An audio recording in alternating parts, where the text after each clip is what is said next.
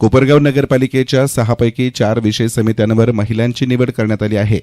कोपरगाव नगर परिषदेमार्फत शहर विकासाला नवी दिशा देण्यासाठी विशेष समित्यांची निवड नुकतीच जाहीर करण्यात आली।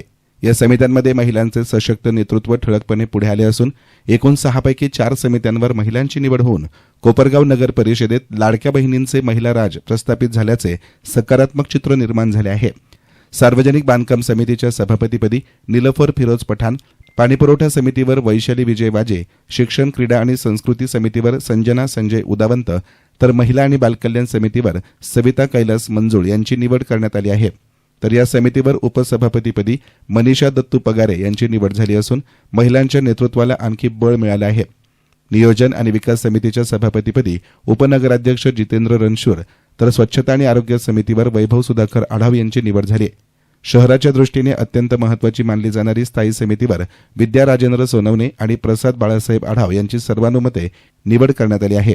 या नवनियुक्त पदाधिकाऱ्यांचे संजीवनी उद्योग समूहाचे अध्यक्ष बिपिनदादा कोल्हे, माजी आमदार स्नेहलता कोल्हे, युवा नेते विवेक कोल्हे, नगराध्यक्ष पराग संधान यांच्यासह सर्व मान्यवर नगरसेवक आणि नागरिकांनी अभिनंदन केले आहे। महिलांच्या हाती जबाबदारी दिल्यानं शहराच्या विकास कामांना संवेदनशीलता, पारदर्शकता आणि वेग येईल असा विश्वास यावेळी व्यक्त करण्यात आला। नगराध्यक्ष पराग संधान यांनी यावेळी अधिक सांगितलंय। कोपरगाव नगरपालिकेच्या विविध समित्यांची सभापतींची निवड होती।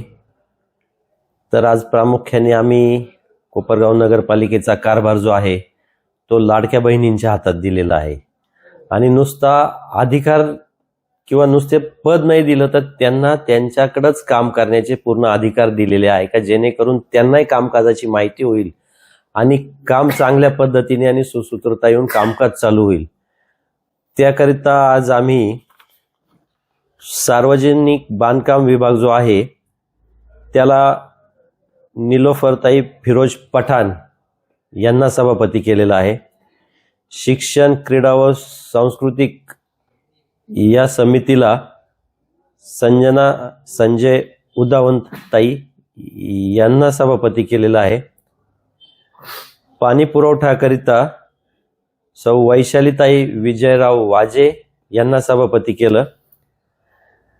महिला व बालकल्याणकरिता सौ सविताताई कैलास मंजुळ या सभापती केल्या आणि स्वच्छता व आरोग्यकरिता वैभव सुधाकर आढाव यांना सभापती केलं। त्याचप्रमाणे स्थायी समितीवर 2 सदस्य द्यायचे होते। त्यात आमच्या ज्येष्ठ सदस्या सौ विद्याताई राजेंद्र सोनवणे व श्री प्रसाद बाळासाहेब आढाव यांना स्थायी समितीवर सदस्य म्हणून नेमणूक केलेली आहे। ही निवड कशी केली आणि काय त्याच्यामध्ये विरोधकांची काय भूमिका? नाही, विरोधकांची काही भूमिका नव्हती। आज प्रत्येक सब कमिटीमध्ये 7-7चा कोटा होता, 7 सदस्यांचा। तो निवडून आलेल्या सदस्यांच्या संख्येनुसार होता। तर आम्हाला तो 5चा होता आणि त्यांना 2चा होता। तर त्यानुसार त्यांनी 2 नावं दिली, आम्ही आमची 5 नावे दिली आणि बिनविरोध कमिटी आणि स्थायी समितीच्या सगळ्यांच्या निवडी खेळीमेळीत वातावरण पार पडले। आज कोपरगावच्या विकासाचा हा नवा अध्याय असून सर्व समित्यांच्या माध्यमातून नागरिकाभिमुख, समतोल आणि सर्वसमावेशक विकास साधला जाईल अशी अपेक्षा व्यक्त होत आहे। यस्तान मीडियासाठी प्रतिनिधी युसुफ रंगरेज, कोपरगाव।